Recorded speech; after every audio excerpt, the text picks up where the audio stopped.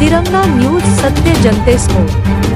भारतीय सेनेतून निलंबित केलेल्या चंदू चव्हाण यांचं मंत्रालयासमोर आंदोलन सुरू असून आंदोलन सुरू असताना पोलिसांकडून तो मोडत काढून मला बळजबरीने गाडीत टाकलं जात आहे।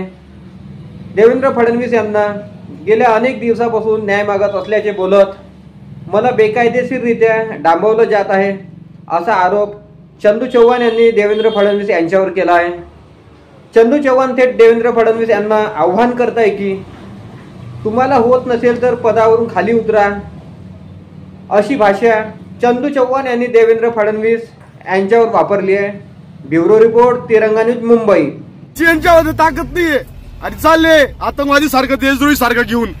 यांच्यामध्ये हिंमत नाही, देवेंद्र फडणवीस झोपून जा, तुझ्यामध्ये ताकद नाही, तू बघतोय सर्व, तुला माहिती आहे सर्व, तरी तू बोलत नाही। अरे जवानांचं शोषण थांबेल तरच राहील मी, या तर मला मारून टाका तुम्ही, दोनच गोष्टी तुमच्याजवळ। सैनिकाला तुम्ही जे रडवलंय ना, आज मीच नाही, तो प्रत्येक सैनिक रडतोय ज्याचा परिवार उद्ध्वस्त झालेला आहे, ज्यांनी देशाची 10 वर्ष 12 वर्ष देश सेवा केली होती। मंत्रालयामधून घेऊन येता, उचलून घेऊन जाता, बोललेले ते असे आतंकवादी सारखं उचलताय, ते बिजाडावानी उचलून घेऊन जाताय। ताकद नाही यांच्यामध्ये की जवानांचं शोषण थांबवू शकतील बा, असं का बरं? आम्ही आमदार खासदार नाहीत ना, 10-20 आमच्या मागे येतील आणि ते तर बोलणारच नाही, नामर्द आहेत ते आमदार खासदार साले।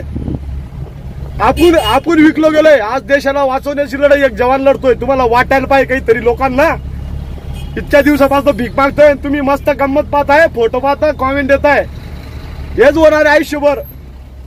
पुढे तुम्ही आझाद नाही, आझाद भारतात गुलाम राहणार आहे, तुम्ही लक्षात ठेवजा। त्या मोदीला बी काही घेणं देणं नाही, महाराजला, हे फक्त बाता करतील, हसतील। हे बघा, हसताय, यांच्यामध्ये ताकद नाही जवानांचं शोषण रोखून देणार। हे बी बघा, हे महाराज जे बसलेले आहेत, गाड्या पाठवतायत, ते देशद्रोही सारख्या गाड्या पाठवतायत, यांना भेटायची सुद्धा ताकद नाहीये। जसं एक कैदीला घेऊन जातं ना, त्यापेक्षा बी जास्त गंध घेऊन जाता येते, यांच्यामध्ये ताकद नाही राहिलेली। आता न्याय द्यायची ताकद नाही, मग झक मारायला बनले का? नेता बंद करा, तुमचे राजीनामा द्या। इथं अरे नेत्याला भेटायला तयार नाही, एक 10-20 दिवस पासून बसतोय, उपोषण करत फिरतोय, तरी देत नाही सारे, एकही यातनी दखल घ्यायला येतात।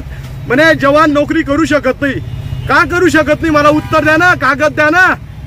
म्हणे केंद्राचं मॅटर, अरे केंद्राचं मॅटर राज्य सरकारपाशी आम्ही आर्टिकल 21 प्रमाणे न्याय मागतोय, आर्टिकल 16 प्रमाणे न्याय मागतोय, पण द्यायला तयार नाहीये। का देशाचा जवान देशामध्ये नोकरी करू शकत नाही? ते का आतंकवादी आहेत का? आणि उचलतायत असे ही जडावानी। हे पोलीस डिपार्टमेंट 10-20 गाड्या मागे पाठवायच्या, हे बघा, ही आपली ताकद आहे जवानांची।